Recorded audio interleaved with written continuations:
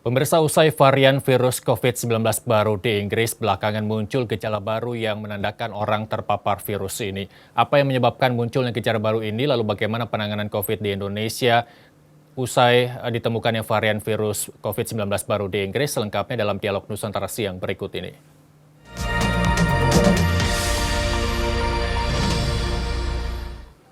Sudah terhubung bersama kami melalui sambungan Zoom Dr. Triunis Mike Wahyono, epidemiolog Universitas Indonesia. Halo, selamat siang, Dok. Selamat siang. Baik, dokter sudah tahu mungkin informasi terkait gejala baru COVID-19 ini. Sebagai edukasi kepada masyarakat, gejala seperti apa yang ditemukan oleh para ahli? Kalau nggak salah, tolong dikonfirmasi kalau salah di Inggris gitu ya, Dok ya?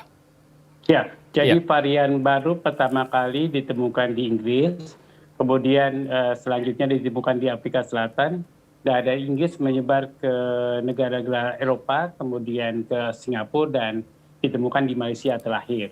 Kemudian gejala-gejalanya sebenarnya memang agak membingungkan, karena Ya. gejala COVID-19 juga itu adalah the great imitator of any disease. Oke. Jadi karena COVID-19 itu bisa menimbulkan gejala yang macam-macam gitu, meniru dari penyakit yang komorbidnya atau penyakit COVID sendiri, harusnya karena dia menyerang pernapasan, dia harusnya gejala pernapasan.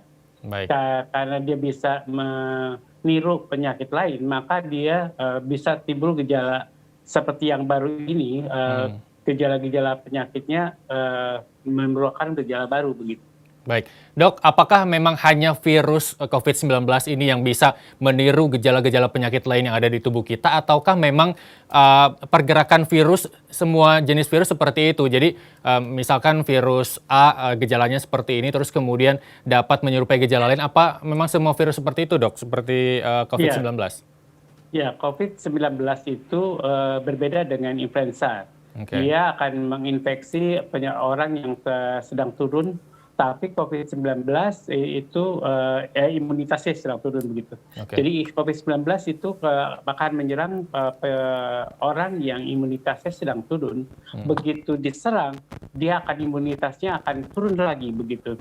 Nah, itu yang menyebabkan timbul gejala-gejala penyakit apapun, kemudian bisa timbul dengan menyerang imunitas yang lebih berat lagi pada orang yang terserang COVID-19, begitu Mas. Baik, Dok, gejala COVID ini kan seperti yang tadi Anda sebutkan menyerang sistem pernapasan begitu ya. Berapa persentase virus COVID ini menimbulkan gejala pada manusia ketika Anda tadi mengatakan bahwa virus COVID-19 ini bisa menyerupai gejala-gejala penyakit lain, Dok?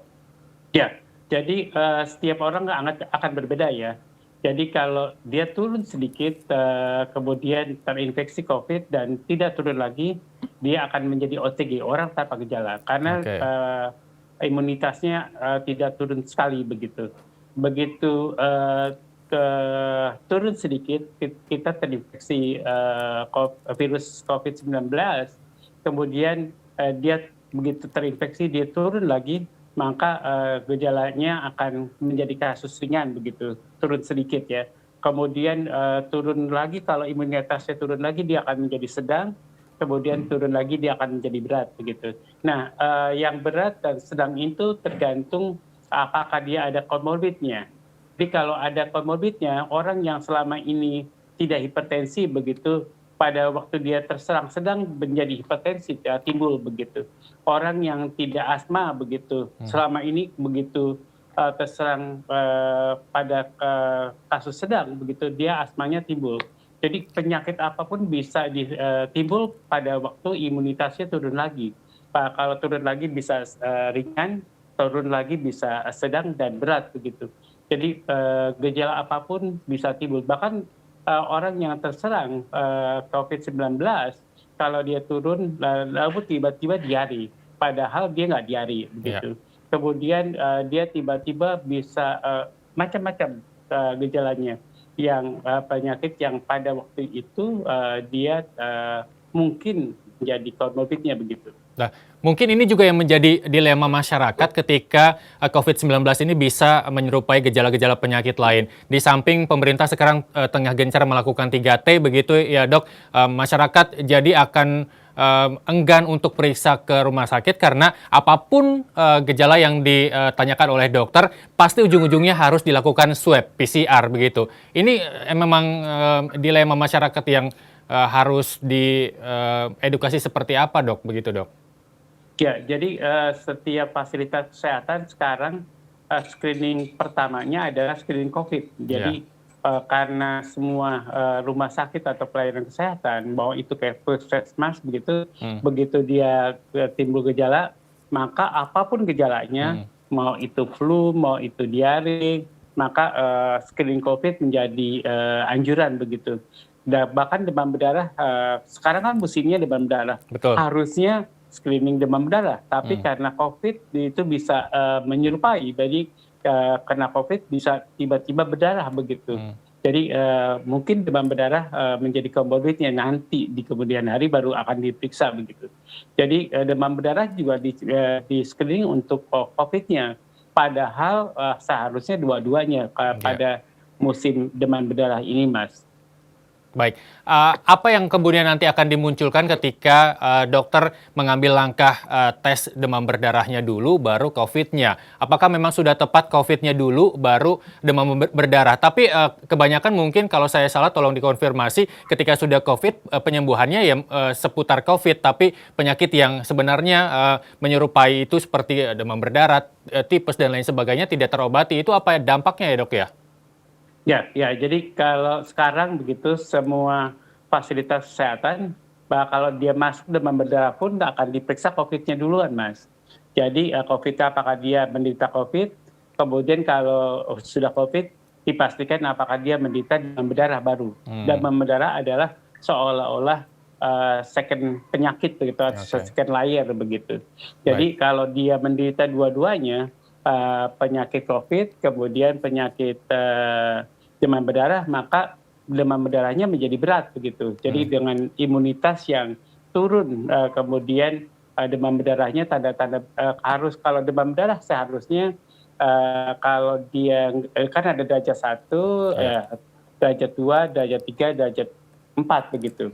Jadi kalau kena COVID dia bisa langsung derajat 3 dan 4 begitu. Jadi sampai shock, sampai tekanan darahnya menurun, sampai kemudian nggak sadar begitu. Jadi itu tantangan pada COVID begitu. Jadi teman saya kemudian dia sebenarnya DM-nya nggak tinggi begitu. Pada saat kena COVID-19, DM-nya muncul jadi berat begitu. Kemudian tekanan darahnya juga muncul. Kayak sebenarnya dia menderita tekanan darah begitu. DM-nya nggak tinggi. Begitu kena dua-duanya muncul dan berat begitu. Jadi karena COVID ini akan menurunkan imunitasnya dan menurunkan lagi, dan bahkan dampaknya imunitas itu akan turun untuk saat yang lama begitu. Baik. Jadi sebulan atau 2 bulan begitu, Mas. Baik, ketika Anda sebut sebulan 2 bulan, apakah benar memang sebenarnya COVID ini bisa sembuh dalam waktu 14 hari, tapi kemudian ada beberapa pasien yang sudah 21 hari, bahkan sebulan atau 2 bulan dicek masih positif. Ini apa yang terjadi dengan tubuh pasien, dok? Ya, jadi tadi saya katakan bahwa begitu virus COVID-19 menyerang seseorang, tergantung daya imunitas tubuh seseorang itu begitu. Baik. Kalau imunitasnya kuat, dia akan 2 minggu akan sembuh. Ya. Jadi dia sembuh dengan baik begitu. Baik. Kalau imunitasnya lemah, dia mungkin akan bertahan 3 minggu, sebulan, 2 bulan. Dan kalau pada usia yang tua saja, misalnya pada usia yang 56 tahun ke atas begitu, maka penyakitnya akan mungkin paling besar, kemungkinan besar akan bertahan sampai 1 bulan.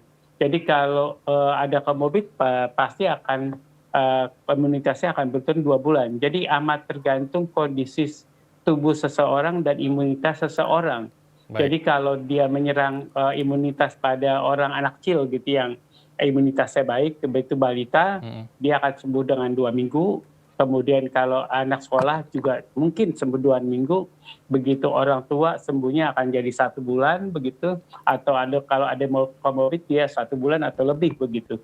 Baik. Kira-kira Mas. Ya, Dok, tadi saya baca dari berita begitu ada 7 gejala baru yang bukan berupa gejala fisik seperti diare, pusing dan lain sebagainya, tapi melainkan seperti kebingungan, depresi, terus kemudian sifat pemarah, gangguan tidur dan lain sebagainya. Apakah ini memang memungkinkan bahwa COVID-19 bisa menimbulkan gejala-gejala di luar gejala fisik, Dok? Tapi jangan dijawab dulu, Dok, karena kita harus break sejenak. Nusantara Siang akan segera kembali sesaat lagi.